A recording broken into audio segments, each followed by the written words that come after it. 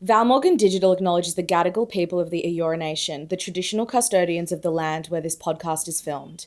We pay our respects to their elders, past, present, and emerging, and extend that respect to all Aboriginal and Torres Strait Islander people.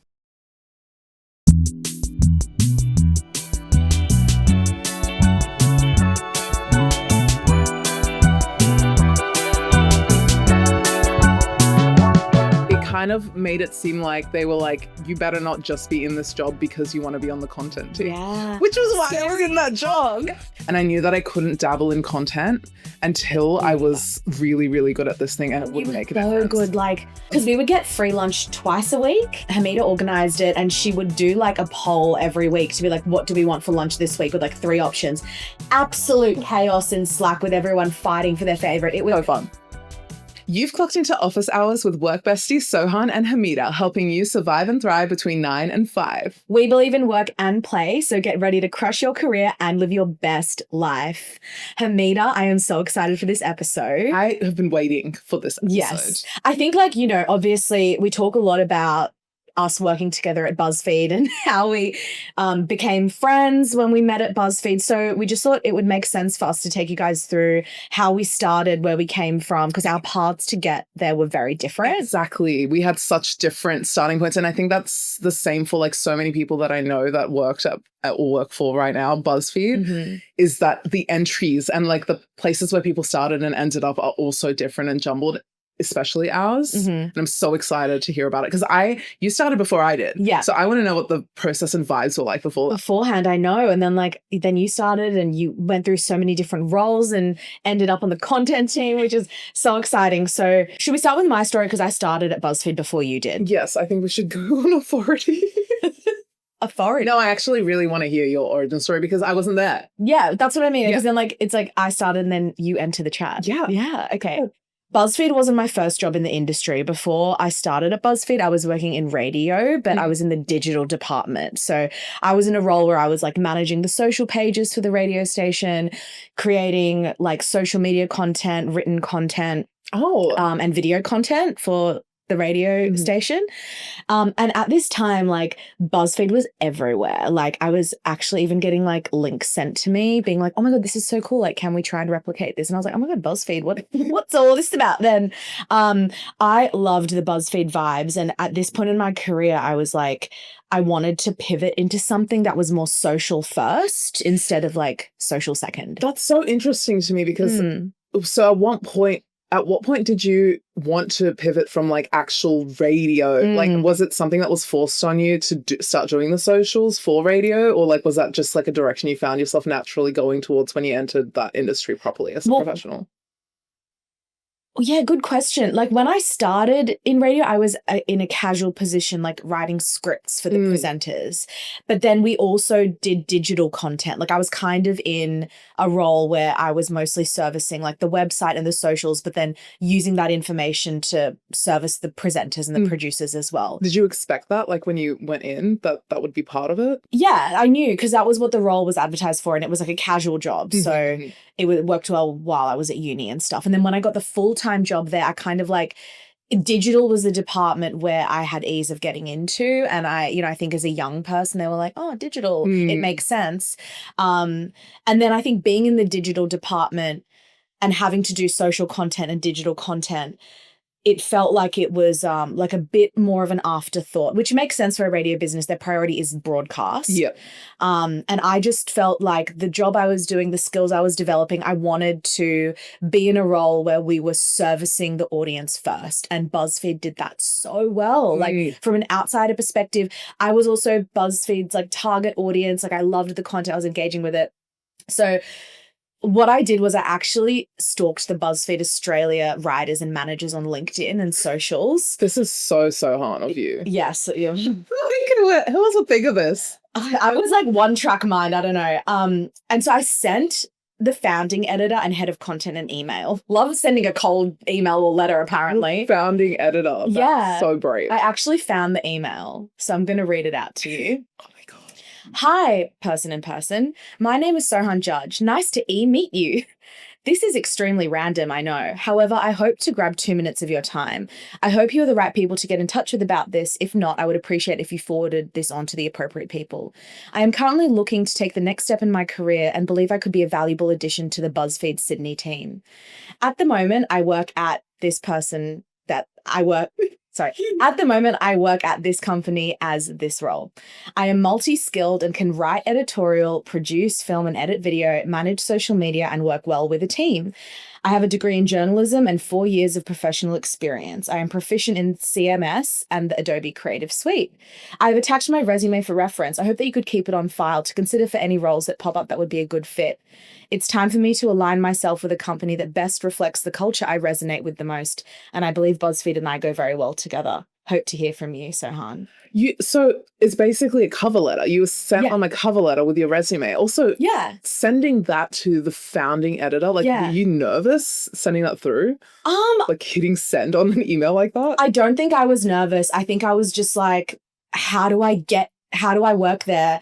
I've got to get my resume in front of people that like maybe they'll see it and want to hire me. And I think I also thought like, I don't know if I'll get a job from this, but like if they see my name and then my name pops up in a job application, they might like not realize, but they recognize my name because I have a unique name. So I feel like I've used that to my advantage. It's like if people read my name and see it again, they might recognize and not realize that they recognize and then have a bias towards me. So I just went for it. And I think I was so ready to move forward. I was like, BuzzFeed's the one. I've got to go. So then aside from this, I was checking the BuzzFeed jobs page every single day, like trying to see if there was a role that would fit me. And eventually I saw a role for social media editor and I was like, oh my God, this is perfect. So I applied for it. And then comes the hiring process, which is so intense. The first round was like a phone interview with a recruiter out of the US. I then did an in-person interview with like my manager to be and like the managing editor or something like that. I prepared as much as I could, but I remember physically like sweating and shaking. Like I was so nervous. But it went well, I think. Well, obviously it ended up going well. After that, they sent a practical test for me to do, which was really fun and like kind of gave me a little insight into like what I would be doing in the role. And then after that, I had an interview with a social media lead out of the US, which was so exciting, like talking to someone in New York about the job and stuff. And, you know, I think this whole process took like 6 to 8 weeks. So it was like quite long. And I was like, I remember feeling really impatient and just wanting to like find out. But then I found out I got the job, which was so exciting. I was obviously over the moon.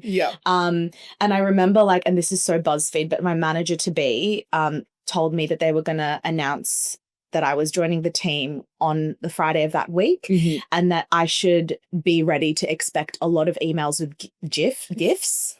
GIFs. I call them GIFs. Sorry, I like literally just forgot how to say it out loud. People get mad when it's such a, anyway, this is not relevant, but like it's GIF, guys. Graphic equals GIF. Get so over true. it. Graphic. Okay, so because you know BuzzFeed loves a GIF. So they were like, yeah, everyone's probably going to reply all with like GIFs. They even send you a GIF in your reply, you know, when you apply to the company. Yeah, exactly.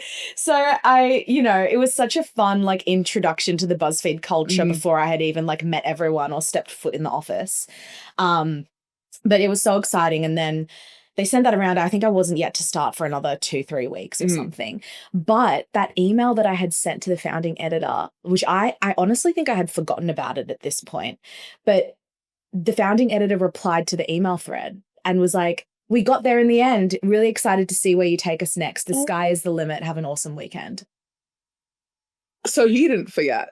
No, but I reckon he like searched when he was searching like Sohan in the email, then he saw that and was like, oh my God. That's so iconic. Which was like, it just was such a lovely start. What was like the hardest part of the interview process though for you? Waiting to find out and having like step after step and like doing one interview feeling like I did well and then having to wait. Yeah.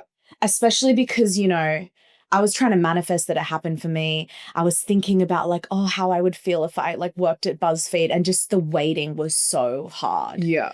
I actually feel like preparing for the interviews and doing the practical tests wasn't hard because I felt like I knew what I was talking about. What about like when you were like the nervous? Oh, yeah. Like the shaking and That was- like how did you push through that part? I pretended. I love pretending. I was like, this is it. Like, you just have to push through. So like, I think I tried to slow down my talking speed a little bit. And then whenever I do remember one question they asked me, I don't remember what it was, but I didn't have an answer immediately. And I just took a beat. I was like, oh, like, let me think about that for a second. Took a couple beats and then answered. Which is so reasonable, by the way. If you're in a position like that and you need some time, you can just say, oh, I didn't think about that. Let me think about that.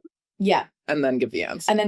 I honestly felt pretty confident in my ability, and like a lot of the questions that they asked were things that I knew and that I had learned from my previous job anyway. That's iconic. But yeah, like come the first day, I remember like, do you remember how awkward it was like entering the office? Like there wasn't like a front door. No. There was two doors. Did you do any interviews in the actual office? It wasn't in the actual office. It was on the level of the building. Oh, yeah. Okay, that's interesting. Yeah. So when I got to the office, I was like trying to look for the door and I was like, oh, hello. And then I think someone saw my legs like walk in and they came and opened the door. It was very confusing. It was very confusing. If you've ever been to the BuzzFeed office, you'll know what I'm talking about. But yeah, there was no like, hello, you're at BuzzFeed. Here's like the lobby. It was just like you kind of walk in and there's two doors and like it's half glass, half frosted, and you're like, you don't know what's going on. Who did you tell first though when you got the offer? Who was the first person you're like, I need to? Probably my parents. And then my husband, who was my boyfriend at the time. Yeah. Were they excited? Oh yeah, of course. They know what BuzzFeed was? No, not at all. My parents had no idea, but I think they could tell how excited I was and how happy I was. So, I love that. But so yeah, first day I remember like feeling really starstruck meeting all the BuzzFeed writers whose content I had been reading for so many months. Stalking them. Yeah, literally. I was like, oh my God, that's this person, that's this person. I was starstruck, but you know, they made me feel so welcome and like it was such a nice vibe, and like the onboarding process as well. Like this is something that I take away with me is like it was so thorough and so informative, and they really gave me the time to get across everything before I was diving into the actual work. I love that. And even though I was in a social media role, like I got trained in how to write a BuzzFeed article, like all of that stuff. And it was just the most amazing like 3-week process. Writing for BuzzFeed is a little bit different from writing for anyone else. Yeah. So they do need to kind of give you a bespoke little like, here's what the vibes are. Yeah. Which, you know, is great. It was great. That. We loved it. They set you up for success, essentially. They're not just like, good luck. They really set me up for success, and I felt like it was just the right place to be. And that's pretty much how I started. Oh my God. Like, took me to the first day. So yeah, your first day, was there anything aside from the fact that we had no reception, not as in phone reception, as in like you walk into the building and you have no idea what's happening? Yeah. Did anything else kind of stick with you that like you kind of thought back on or like were reminded of? I remember like it was so cute. They had our little name cards in the little BuzzFeed like emoji circles like on your desk, and they had mine waiting there for me to like put on my laptop. And I love that because like everywhere you look, it really helped me remember everyone's name. Yeah. Everyone had their little name BuzzFeed like circle. Oh, back when we weren't hot desking. Yeah. Yeah. Well, and we could like set up our desk. I don't think there was anything else. Like in the early days, yeah, I just remember like really enjoying it. Every single day was just the best. Iconic. Yeah. What about like, was there any moment that stands out to you that was like made it kind of official for you in yourself that like, oh my God, I work at BuzzFeed. Like I'm officially a BuzzFeeder. Oh my God. I think it was probably when I published my first article. Oh, scary. Yeah.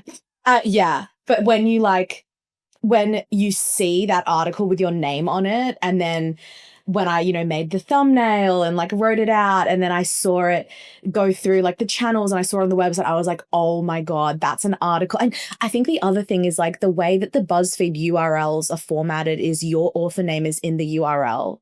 So when I saw like buzzfeed.com/SohanJudge/whatever, I was like, I'm a BuzzFeeder. And it was such a fun feeling. Yes. Oh my God. Oh, the nostalgia on it. You probably go on it and find my first article. I don't even remember what it was now, but you should. Yeah. There's several articles on there. Yeah. But okay, Looking back now, though, thinking about radio as your background, do you think that you learned anything in your career in radio that helped you when you did transition to BuzzFeed and through your career in BuzzFeed and how you've grown? Yeah, so much actually. Like managing a social page for like with a big audience was huge. I think learning about what makes people click, what makes people engage. Also having a go at like having one piece of content and having to optimize it for different social pages. Like if it's an article, is it going on Instagram, is it going on Facebook, and all of that stuff. So I did learn also video editing. Like I had been doing it in my like hobbies on the side as well, but being able to practice that on the job and just being like, yep, I know how to film an interview, edit an interview. Like I did learn a lot in that job. That was really helpful. Also, I learned a lot about workplace dynamics and corporate culture and working within a team. And it was my first job in that kind of setting. So I did learn a lot from that too. How different was it? Now I'm curious, like when you came into the BuzzFeed office and the culture and the environment and the office, like what were the main differences that you noticed? Well, the main difference I would say is that the office was so much smaller. Like the company I was in before, like I think 3 or 4 levels of like, it was huge. Wow. Like it was massive and you really don't know everyone in the office. You possibly couldn't. But then coming into BuzzFeed, it was like you knew every single person that stepped foot in that office. It was much smaller. The vibe of the office was like, what was it, like converted warehouse vibes a little bit, like cool piping on the ceiling. Like that was so different. And I think also just even though BuzzFeed is a big company, for BuzzFeed Australia, because we were like an arm of the big conglomerate, it felt very startup. And that environment is so different to corporate. And I enjoyed it so much. It was just so much fun. And I feel like that kind of environment is rare to find nowadays, unfortunately. Yeah. We did have a good time. We did. Yeah. My turn. Yeah, Hameda. So I think you started about a year after me. Was it about a year? Yeah. About a year after you, which I didn't know at the time. So, but let's hear it. Take me back.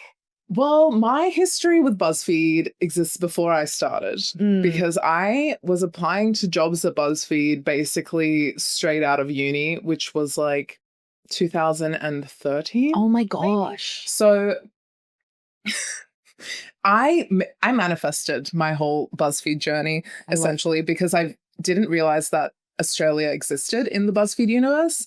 I loved BuzzFeed US, obviously. I was like all over Ladylike, Try Guys, Unsolved. Like that was the content I was consuming over TV. Like I wasn't really watching any series, any movies. I was literally on YouTube watching BuzzFeed videos / other YouTubers. So I was always like, oh my God, I'm obsessed with this. And then obviously the iconic articles and quizzes, like where can you go wrong?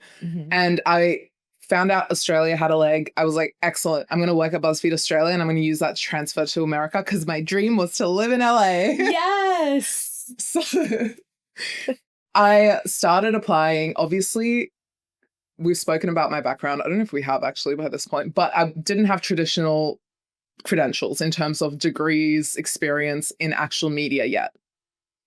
I was literally a phone technician at that point. So, obviously no one was going to hire me for a media position, but I was going to try anyway. Like, who cares, right? Yeah. But no, I wasn't successful. And then I went to the US on a J1 visa, applied to BuzzFeed US over there, wasn't successful. So I applied to BuzzFeed so many times. Oh my gosh. Until finally I returned to Australia after the J1 and randomly saw like an office coordinator position. And I was like, you know what? This is something that I could probably do, even though maybe I'm overqualified in terms of like my degree and the experience that I've had in other areas. I could find a way to finesse myself into this job. So let me just apply and see. And I love the determination. It's so iconic. Got to do it.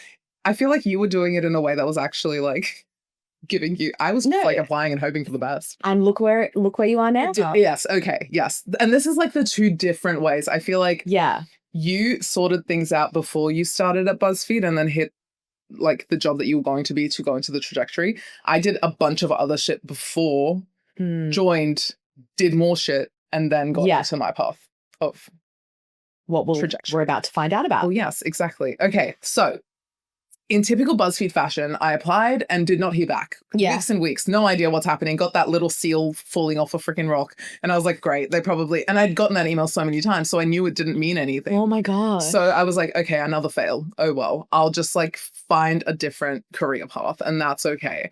So I feel like everyone is like this in the sense that you have different occupations where you're always like, I could have done that. Like, I would have worked there. Like, working in an airport, a dream of mine. Love that. Yeah. Just like checking people in, checking the, like, I just feel like that would be a fun job in my brain. I know in reality it's probably not. So random. But like jobs like that, like, I don't know, like maybe a vet, like people I'm sure have like different career paths in their brain all the time. That it's like you can't do everything. So that's just a thing that you have in your head that you're like, oh, in another life I was XXX.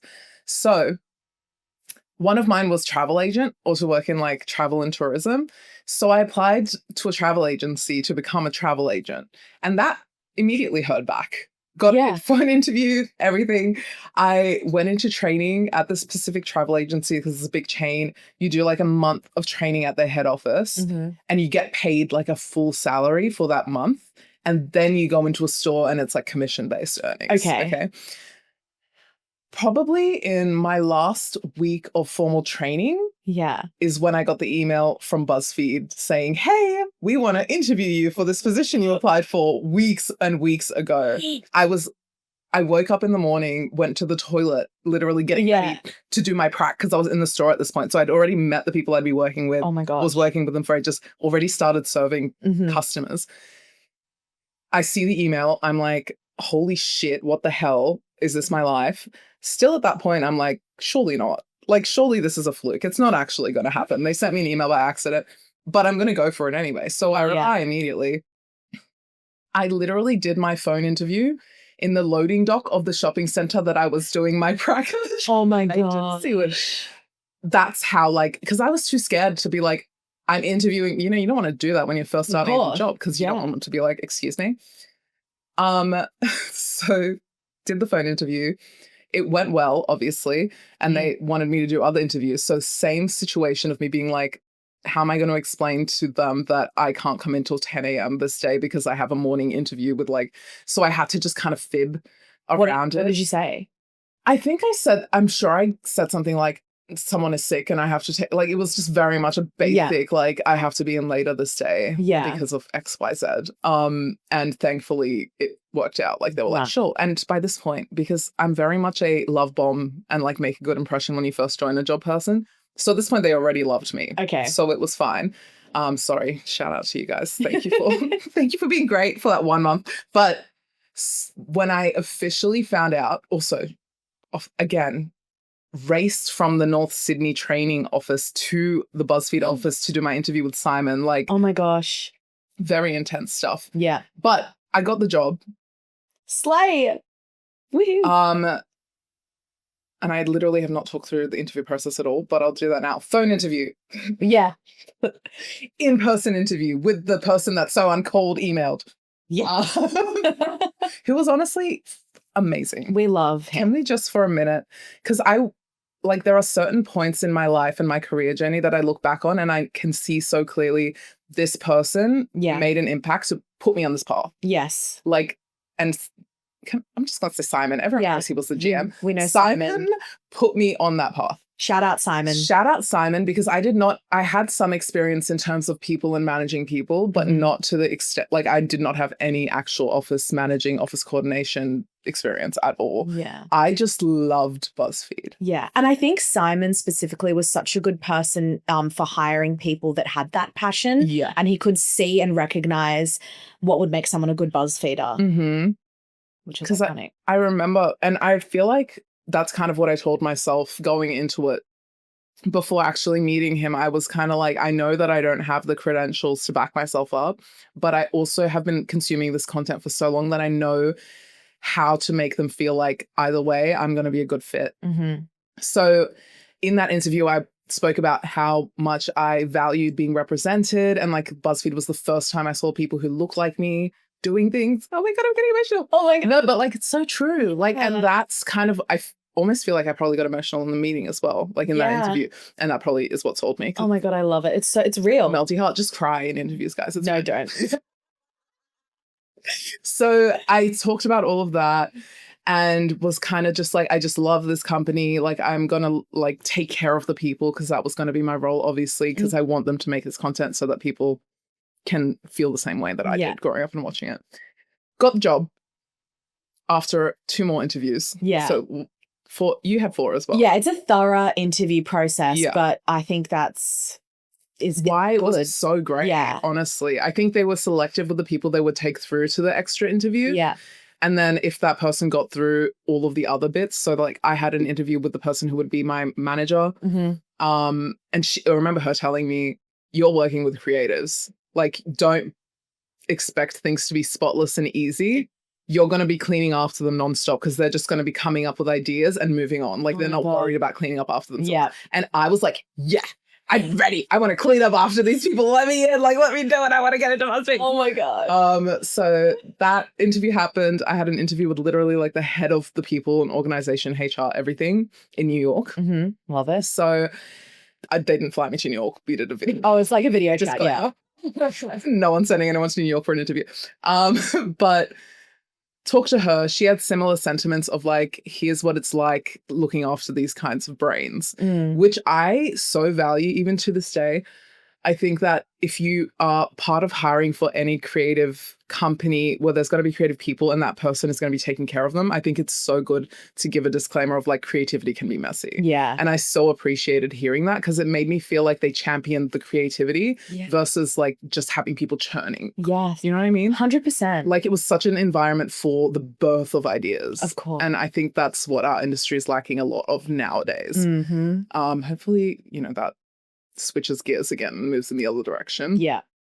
Okay, where have I gotten to? So you got the job. So I got the job, and also, yes, the office being confusing as heck, because I had an interview with Simon already late because I've had to run from the other training.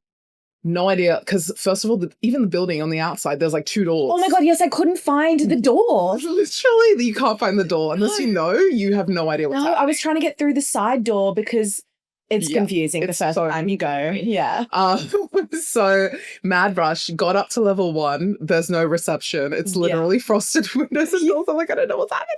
Yeah. But you know, it's fine. We figured it out at the end. And also I think that even helps me because being someone who's now going to be taking care of the office, I think within like the first couple of weeks, me and my manager put like a sign up that was like buzz the thing to get the attention. I was about to say that was one of the first things you did was put like a doorbell. Yeah. Yeah. So I was like, I couldn't find the door. Like, what do you knock and be like, hope for the best? Yeah. But even in my interview with Simon, he took me around and gave me like a tour of the office after our interview and introduced me to everyone. Oh my God. Yeah. Before you knew you got the job. That's a good sign. It's very exciting. Yeah. And I got to like meet everyone. I remember the 2 people I remember seeing and saying hi to. And also it was kind of a thing where like you're kind of scared that people are going to be like dismissive. Yeah. Like, because who's this random person? Totally. Every person looked up.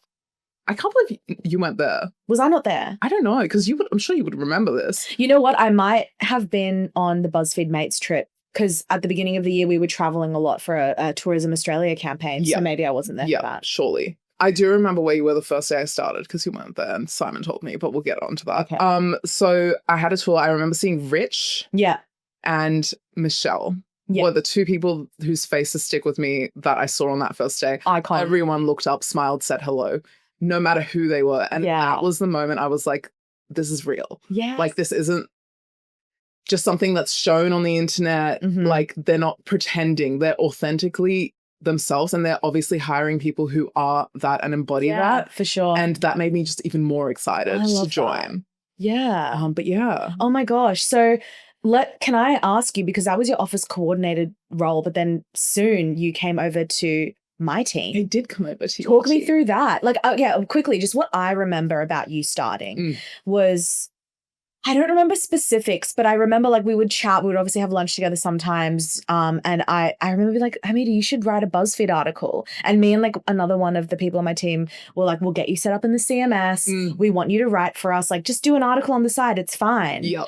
Because I don't remember if you told us that you wanted to join content or be a writer, but I was like, yeah, it's easy. We can just get you set up and then you can just do an article. Yeah. It took me a while to talk about my content goals, only because when I first started, I was told the person who had my role before me also did like editorial assisting stuff. Right. But my manager, who was also new, my manager came after the person left, basically said, you're not doing that. Yeah. Because it was like they do the edit, like they're helping out with content and it takes away from the time they have to take care of the office.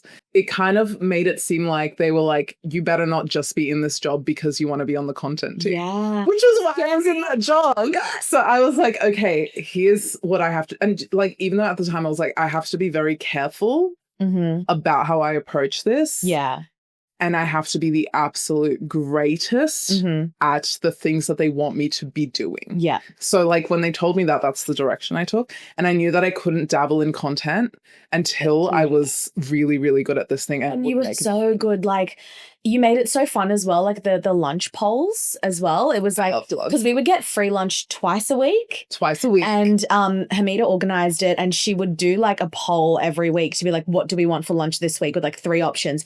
Absolute chaos in Slack with everyone fighting for their favorite. It was so fun. Hilarious and fun. And like, it was my way of shifting the responsibility of what the lunches were so no one got mad at me because I was like, you guys choose. Yeah. None of my business, actually. Maybe 3 options, so no one can complain to me about it. And it was such fun. It became such a fun part of the culture, you know. And that was the fun part of working somewhere like BuzzFeed is that you can implement fun things and it makes sense. Like, I'm sure if I tried to implement like a lunch poll in an accountant office, like I don't think they'd be into it. They'd be like, what? Just get us the same thing every week. Yeah. Like, I don't care.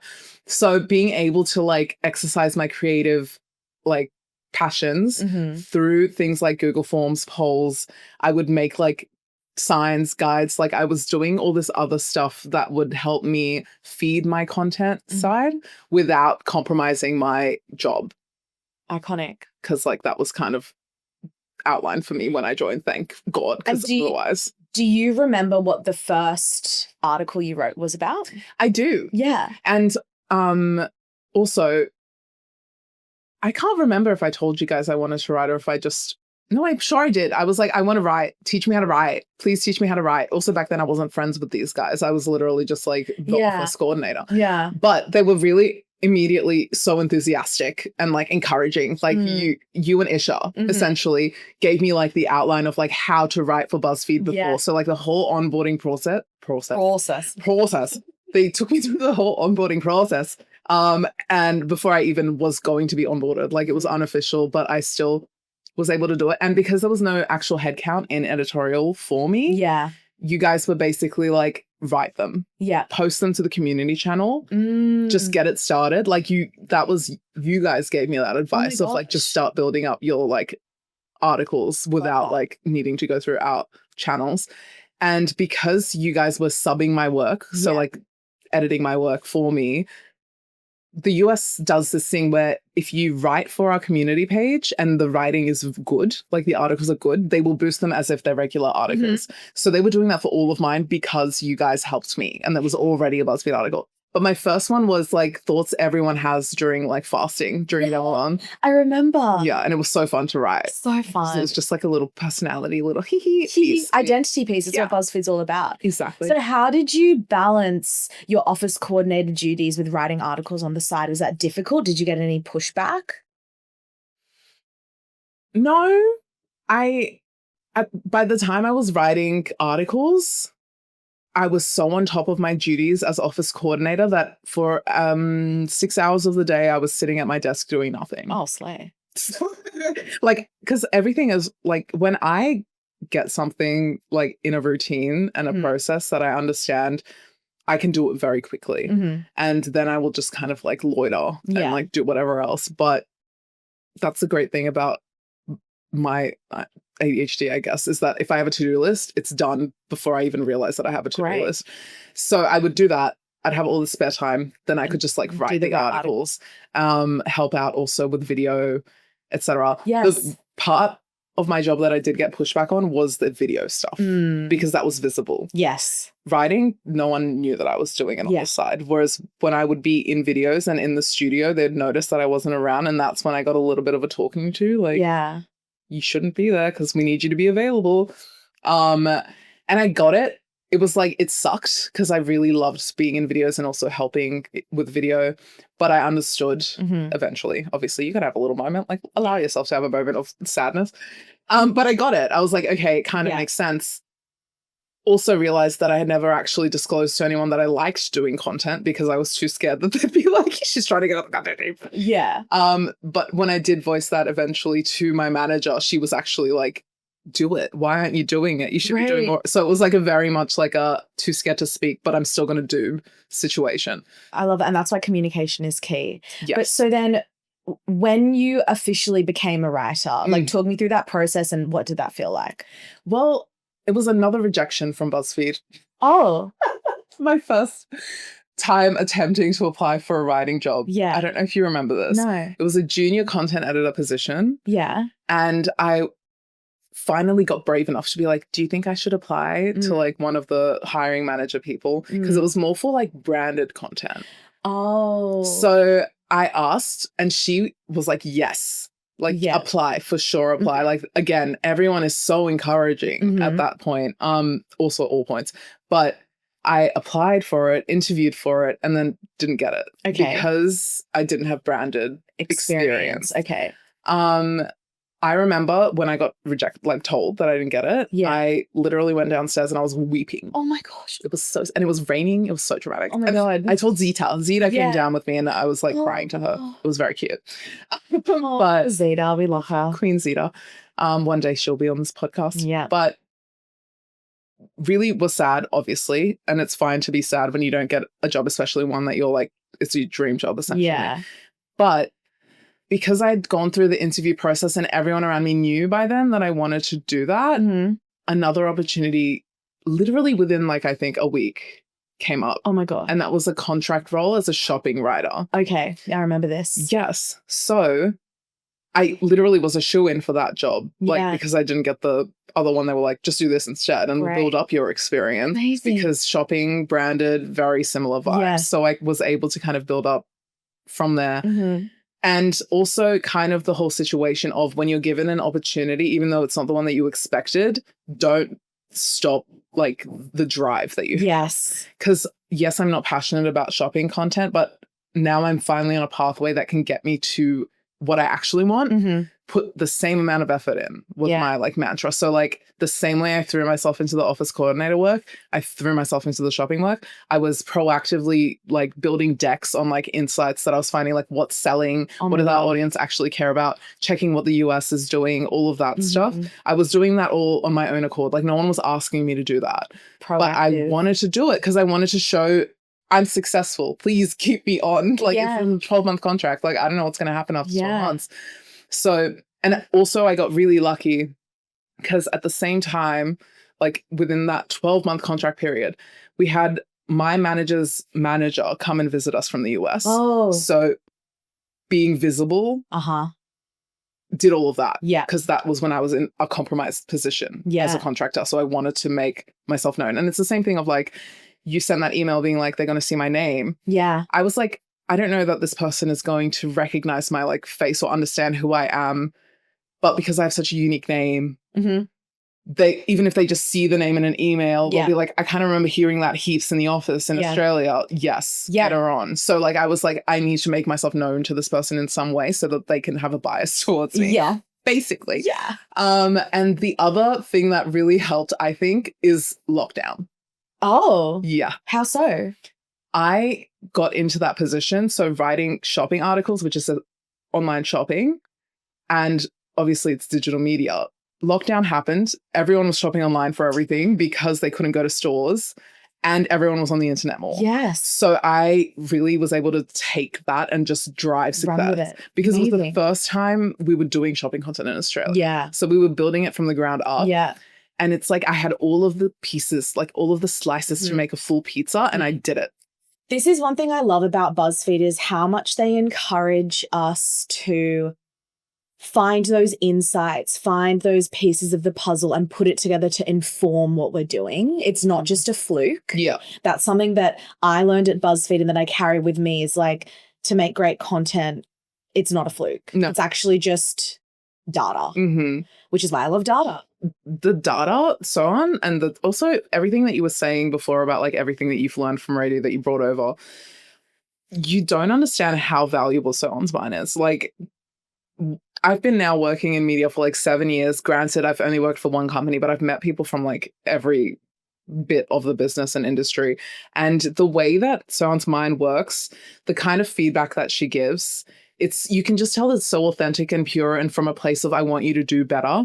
And I think that's something that I struggled with when I was first starting to do content because it did feel very harsh. Well, yeah, because it's feedback. And the BuzzFeed feedback is a lot. Like when you are editing someone's article, it's like a thread with like, you know, public thread. Minimum public thread, which I also, there's so many replies and edits, but I love that they do it that way because then even if you're not involved, like when I first started, I would go and I would open the article draft. I would look at the edits that were being made and use that information for myself. Like you learn by giving feedback. But yes.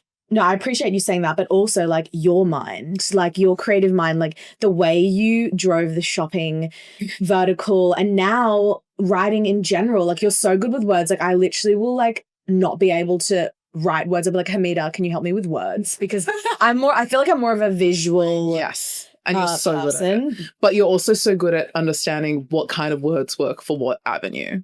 And I think a lot of people because even I find myself struggling sometimes to understand like, this is a great line that you could use as an Instagram. Like, you know what I mean? Like you understand what kind of language to be using in one place versus another. Yeah. And that's a skill that's so difficult to like fully comprehend until you have someone consistently reminding you. Yeah. And then you pick up the little tiny things and you're like, oh, that makes sense. That's why that goes there. Because like as someone who's not data driven and doesn't really get it, I need just the physical. Well, like I learned that at BuzzFeed. Like that was my job. Like my job was to manage the social pages, analyze what was doing well and what was not, and like do reports and present them to everyone. So I was trained in that. So that's, I think, why it stuck with me. Iconic. So much. So valuable. I have one more question for you. Like considering your history and coming into BuzzFeed, like being from like mobile tech, travel agent, office coordinator, shopping editor, like writer, did you ever feel like an imposter in those early days, or were you just like, no, this is where I belong? I don't think I've ever not felt like an imposter. It's so true. I think that's just the vibes. I think a lot of my success comes from faking it. And that is like advice that I would give literally everyone. Pretend that you're the person. Yeah. So valuable. Put yourself in that brain, act that way.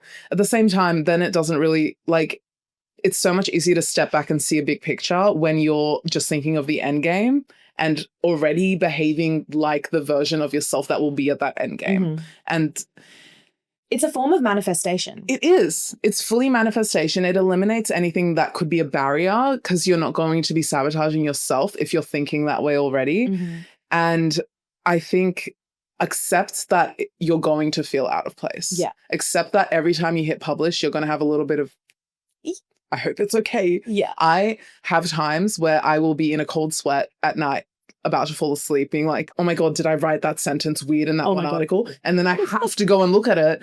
Otherwise it'll like eat, like I won't be able to sleep. Like I have to go and double check. It's the same thing with emails. I'll go into my sent or sometimes I'll be too scared and be like, I'm not going to check because if it's wrong, then it's just going to haunt me for the rest of my life. I did once write happy Monday. No, I said happy hump day to someone on a Monday in an email. So people make mistakes. It's fine. I did, and that's why I won't reread emails now because I reread that and I was like, oh God, never doing that again. Scary. But this has been a great journey down memory lane. I really enjoyed hearing in detail about your BuzzFeed origin story. Well, that's the thing, right? Because obviously, and I forgot to wrap my origin story up because it hadn't ended at that point. Shopping writer. The person that got the job that I didn't get left. Oh. So they got offered a different job. And also, by the way, no resentment for her when it all happened. Like, and that's something that I was a little bit afraid of happening. I thought I'd be spiteful. And I was like, I don't really want that energy because we were so positive as like a team. Everything, like the culture was so great. And I got along so well with everyone, especially coming from an office coordinator position where you meet everyone from all the teams, even though there was a bit of like separation when I first started before things got more integrated. And people from different teams didn't speak to each other, but I talked to every single person. So I was a little bit afraid of feeling resentment for that person for getting the job. Honestly, the most lovely human in the freaking world. So I couldn't. Also can't finish this without giving a shout out to Julia Willing, who is the one who actually ended up hiring me on the content team. We love Jules. She'll be on the podcast too at some point. Absolutely. She, like, so much of my traits that I value in myself come from her. But by the time Claire left, it wasn't a junior position anymore.